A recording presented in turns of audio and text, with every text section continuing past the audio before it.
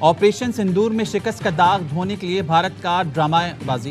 بھارتی تخلیق کاروں نے نام نہاد آپریشن سندور پر جھوٹی اور ڈرامائی ڈاکومنٹری بنائی. ISPR کا کہنا ہے ناکام مہم جوئی میں بھارت کو عبرتناک شکست ہوئی. تاریخ توڑ مروڑ کر کریش کرنے کے لیے بھارتی کانٹینٹ کریٹرز نے ڈرامہ گھڑا.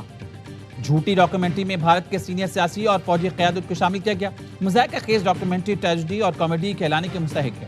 ڈاکومنٹری میں بالی ووڈ کا رنگ، جذباتی بیانیہ اور حقائق بدل کر من پسند نتیجہ کھڑا گیا. بھارت نے حقائق ڈی کلاسیفائی نہیں کیے بلکہ فوجی ناکامی کو کامیاب دکھانے کے لیے پروپیگنڈا کیا. بھارت نے مستقبل میں کوئی مہم جوئی کی تو وہ دنیا کو منہ دکھانے کے قابل نہیں رہے گا. پاکستان نے بھارتی وزیر داخلہ کے پاکستان مخالف بے بنیاد الزامات مسترد کر دی. ترجمان دفتر خارجہ طاہر حسین اندرابی کہتے ہیں بھارت کے بعض گرفتاریوں کو پاکستان سے جوڑنے کے الزامات بے بنیاد ہیں. پاکستان مخالف پروپیگنڈا بھارت کی بدنیتی پر مبنی مہم کا مظہر ہے. بھارت اپنی اندرونی سیکیورٹی مسائل سے توجہ ہٹانے کے لیے پاکستان کو مورد الزام ٹھہرا رہا ہے. بھارت اندرون ملک ایک جابر ریاست کے طور پر اقلیتوں پر مبینہ طور پر سخت مظالم ڈھا رہا ہے. بیرون ملک بھارت پر دہشت گردی اور دہشت گرد عناصر کی معاونت کے الزامات عائد ہیں. بھارت کے بے بنیاد الزامات عالمی برادری کی توجہ بھارت کی ریاستی سرپرستی میں دہشت گردی سے نہیں ہٹا سکتے. پاکستان متعدد بار بھارت کی دہشت گردی اور عدم استحکام میں ملوث ہونے کے شواہد عالمی سطح پر پیش کر چکا ہے. بھارتی بحریہ کے کمانڈر کلبھوشن جادو کی گرفتاری اور سزا پاکستان میں بھارتی تخریب کاری کا ثبوت ہے. پاکستان عالمی برادری پر زور دیتا ہے کہ وہ بھارت کے بے بنیاد الزامات کو مسترد کرے اور ریاستی سرپرستی میں دہشت گردی پر بھارت کو جواب دہ ٹھہرائے. 3 سال سے جیل میں بند بانی پی ٹی آئی کی تفصیلی میڈیکل رپورٹ سامنے آ گئی. سابق وزیر اعظم کو ہائی بلڈ پریشر، کولیسٹرول بڑھنے، چکر آنے، کانوں میں سنسناہٹ، کم سنائی دینی، انتہائی بے چینی، نیند میں کمی اور پٹھوں کے سوزش کی شکایات ہیں. بانی پی ٹی آئی کی صحت اور ملاقاتوں سے متعلق کیس میں اڈیالہ جیل سپرنٹینڈنٹ کی رپورٹ سپریم کورٹ میں جمع. رپورٹ میں کہا گیا ہے ماہر امراض چشم سے علاج کے بعد بانی پی ٹی آئی کی ایک آنکھ تقریباً نارمل ہو چکی ہے. میڈیکل افسران بانی پی ٹی آئی کا دن میں 3 مرتبہ معائنہ کرتے ہیں. توہین عدالت کا کیس جسٹس سرفراز ڈوگر کی سربراہی میں بینچ نمٹا چکا. سپریم کورٹ بانی پی ٹی آئی کی صحت اور ملاقاتوں سے متعلق مقدمے کو نمٹا دے. رپورٹ کے مطابق جیل میں ملاقاتوں کے ذریعے عدلیہ، فارن پالیسی اور قانون نافذ کرنے والی ایجنسیز کے خلاف عوامی جذبات کو ابھارا گیا. سلمان اکرم راجہ نے کہا تھا وہ ملاقات کے بعد میڈیا سے گفتگو نہیں کریں گے، لیکن میڈیا سے گفتگو کر کے عدالتی حکم نامے کی خلاف ورزی کی گئی. جو رپورٹ آئی ہے اور سپریم کورٹ جمع ہوئی ہے اور اس میں یہ کہا گیا ہے کہ ان کا بلڈ پریشر ہائی ہو رہا ہے. خان صاحب کی صحت پہ سیاست نہ ہو، خان صاحب کی صحت پہ ٹیکنیکلٹی پہ نہ جائے. فیملی کا بھی مطالبہ رہا ہے، پارٹی کا مطالبہ رہا ہے. ہمیشہ ہم نے یہ کہا ہے کہ فی الفور اس کو ہاسپٹل میں شفٹ کرے. پی ٹی آئی رہنماؤں کا بانی کو فوری ہسپتال منتقل کرنے کا مطالبہ. بیرسٹر گوہر نے کہا رپورٹ میں ہے بانی پی ٹی آئی کا بلڈ پریشر ہائی ہے. بانی سے اہل خانہ، ڈاکٹرز، وکلاء کی ملاقات آج کرائی جائے. سہیل آفریدی نے کہا چاہتے ہیں کہ بانی پی ٹی آئی کا ان کے ذاتی ڈاکٹرز اور اہل خانہ کی موجودگی میں بہتر اسپتال میں علاج ہو. اگر ملاقات کروائی جاتی ہے تو گارنٹی دیتے ہیں باہر آ کر کوئی بھی شخص سیاسی بات نہیں کرے گا. اسد کیسر بولے نواز شریف جیل میں بیمار ہوئے تو انہیں مکمل سہولت فراہم کی گئی. پلیٹلیٹس کی رپورٹ آئی تو فیصلہ کیا گیا، عدالت جو فیصلہ کرے گی حکومت رکاوٹ نہیں ڈالے گی. پرویز الہی نے بھی بانی کی صحت پر تشویش کا اظہار کیا. اپوزیشن لیڈر سینٹ کا بانی پی ٹی آئی کی صحت پر بحث کرانے کا مطالبہ. راجہ ناصر عباس نے کہا بانی کی صحت سے متعلق رپورٹ تشویشناک ہے. رانا ثناءاللہ نے کہا بانی پی ٹی آئی کی صحت سے متعلق ناصر عباس کے خدشات درست نہیں. بیرسٹر گوہر کی بانی سے ملاقاتوں سے متعلق کئی لوگوں کو معلوم ہے. وفاقی وزراء کی قومی اسمبلی میں اپوزیشن لیڈر محمود اچکزئی سے ملاقات. اپوزیشن لیڈر کی جانب سے وزیر اعظم کو لکھے گئے خط پر گفتگو. وزیر اعظم کے مشیر رانا ثناءاللہ نے میڈیا کو بتایا اپوزیشن لیڈر سے ملاقات کے لیے شکوے دور کرنے کے لیے نہیں تھی. محمود اچکزئی سے وزیر اعظم کو مشاورت کے لیے لکھے گئے خط پر بات کی. وزیر اعظم خط کا جواب دیں گے. حکومتی وفد میں وزیر قانون اعظم نذیر تارڑ، طارق فضل چودھری بھی شامل تھے. نائب وزیر اعظم اسحاق ڈار، رانا ثناءاللہ اور انوشیر رحمان کی بیرسٹر گوہر سے ملاقات. حکومتی وفد نے چیئرمین پی ٹی آئی سے والدہ کے انتقال پر تعزیت کی.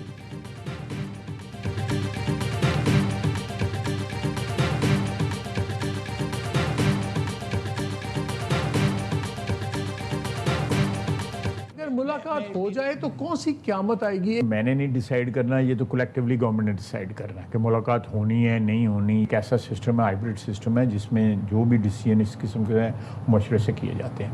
فرینکلی اسپیکنگ بانی پی ٹی آئی سے ملاقات کا فیصلہ حکومت اور اتحادیوں کا اجتماعی ہوگا۔ رویے میں تبدیلی نہ آنے کے ذمہ دار پی ٹی آئی خود ہے۔ وزیر دفاع خواجہ آصف کہتے ہیں پی ٹی آئی پرتشدد مظاہرے کرے گی تو اس کا ریئیکشن بھی ویسا ہی ہوگا۔ 27 ستمبر پر ہم احتجاج کرے گی تو کچھ نہیں کہا جائے گا۔ ہم یہ دعویٰ نہیں کرتے کہ ملک میں سکون، معیشت سمیت بہت سے مسائل ہیں اور کچھ سنجیدہ بھی ہیں۔ اصل حکمرانی تو بیوروکریسی کی ہے، ان کا کوئی احتساب نہیں ہوا۔ خواجہ آصف کا کہنا تھا ایران مکہ معاہدے میں شامل ہو سکتا ہے۔ تاریخی دفاعی معاہدہ خطے میں امن و ترقی کے لیے ہے۔ ایران کا موقف کہ اس نے امریکی بیسس پر حملے کیے، کسی ملک پر نہیں۔ تہران آبنۂ حمص کے اطراف تمام مسلم ممالک سے رابطوں میں۔ بھارت پاکستان پر دوبارہ حملہ کرنے کی ہمت نہیں کرے گا۔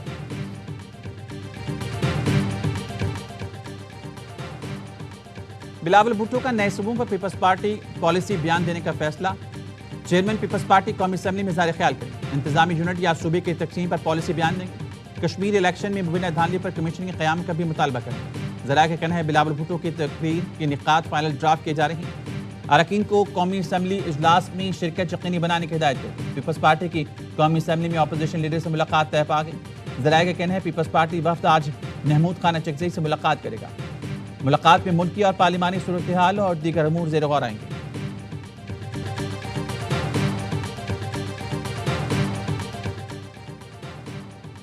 حکومت نے پیٹرولیم مصنوعات کی قیمتوں میں پھر اضافہ کر دیا۔ پیٹرول 5 روپے 77 پیسے فی لیٹر مہنگا، پیٹرول کی نئی قیمت 331 روپے 20 پیسے فی لیٹر مقرر۔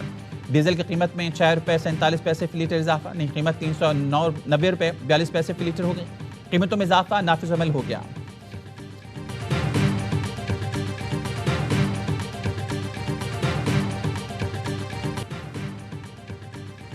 پیٹرولیم لیوی کے خلاف جماعت اسلامی کے دھرنے جاری۔ لاہور میں دھرنے سے خطاب میں حافظ نعیم الرحمان نے کہا یہ سمجھ رہے ہیں کہ کچھ دن کا دھرنا ہے، یہ لوگ واپس چلے جائیں گے۔ ہم واپس جانے کے لیے نہیں آئے، موجودہ سسٹم اب ڈیلیور نہیں کر سکتا۔ یہاں انصاف کے لیے آپ کے پاس طاقت اور پیسہ ہونا چاہیے۔ پیٹرولیم لیوی عوام کے ساتھ ناانصاف ہے۔ 2.5 ماہ سے ہم نے پٹیشن فائل کر رکھی ہے، اب پتہ چلا کہ کوئی نمبر مل گیا۔ کراچی میں بھی گورنر ہاؤس کے سامنے ریڈ زون میں جماعت اسلامی کا دھرنا۔ منم ظفر خان کا کہنا ہے دھرنا طویل ہوگا، مسئلہ حل نہیں ہوا تو آئندہ کا لاحمل بھی دھرنا ہے۔ پشاور میں گورنر ہاؤس کے سامنے دھرنے سے خطاب میں پروفیسر ابراہیم نے دعویٰ کیا حکومت جلد مطالبات تسلیم کر لے گی۔ جنگ بندی کی مدت ختم، ایران ہتھیار ڈال دے۔ امریکی صدر کا کہنا ہے ایران کے ساتھ جاری تنازع ختم کرنے کے لیے جلد نہیں۔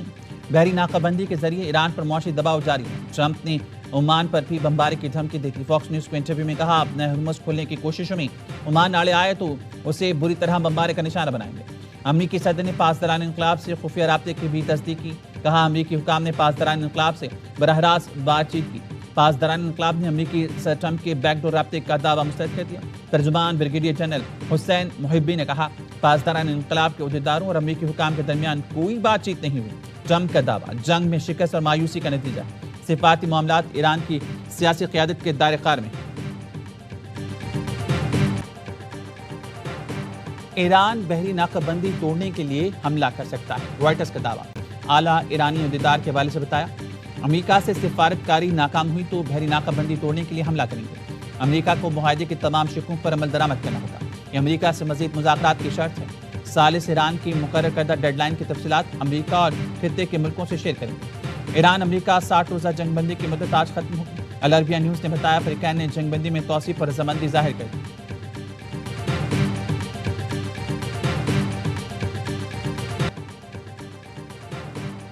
ایران کسی ڈیڈ لائن کے دباؤ میں فیصلہ نہیں کرتا۔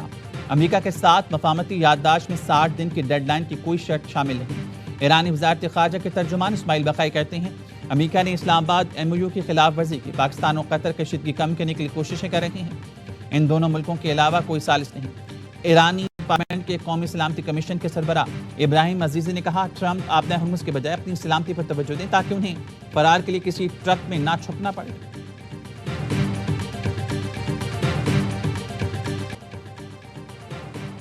وزیر اعظم شہباز شریف کا مکہ مشترکہ دفاعی معاہدے کی حمایت پر صدر ٹرمپ کے بیان کا خیر مقدم، کہا معاہدے کی حمایت پر صدر ٹرمپ کا شکر گزار ہوں۔ پاکستان، سعودی عرب، ترکیہ اپنے اور خطے کے دفاع میں تعمیری کردار ادا کرتے رہیں گے۔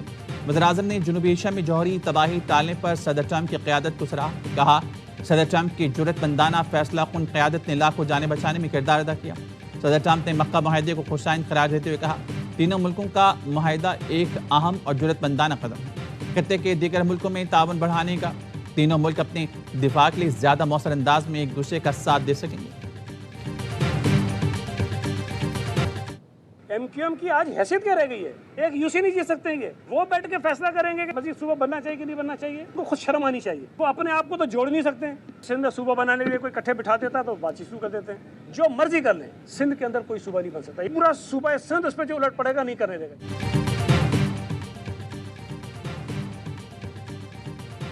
جو مرضی کر لیں، سندھ میں کوئی صوبہ نہیں بنے گا۔ صوبہ وزیر سعید غنی کہتے ہیں وفاقی وزیر داخلہ کی سندھ میں کیا سیاسی حیثیت ہے؟ جو بھی سندھ میں صوبوں کی بات کرے گا اس کو ایسے ہی جواب دیں گے۔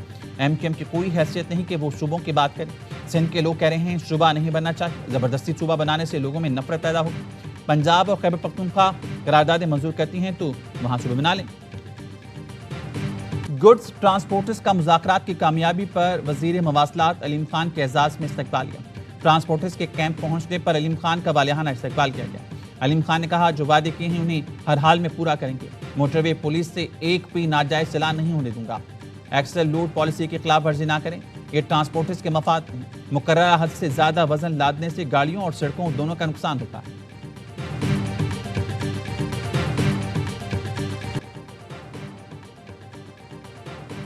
کراچی کے نوجوان میر رضا قتل کیس کی تحقیقات قبر کشائی کے بعد لیے گئے نمونوں کی رپورٹ تحقیقات کمیٹی کو دے دی گئی۔ رپورٹ کے مطابق میر رضا نے دونوں ہاتھوں سے گولی چلائی۔ میر رضا کے دونوں ہاتھوں پر GSR شواہد موجود ہیں۔ ماہرین کے مطابق کوئی شخص دونوں ہاتھوں سے اپنی کمر پر گولی نہیں چلا سکتا۔ میر رضا نے ممکنہ طور پر کسی خطرے کو بھانپ کر گولی چلائی۔ ذرائع کے مطابق ایک CCTV فوٹیج میں گولی چلنے کی ہلکی آواز ہے۔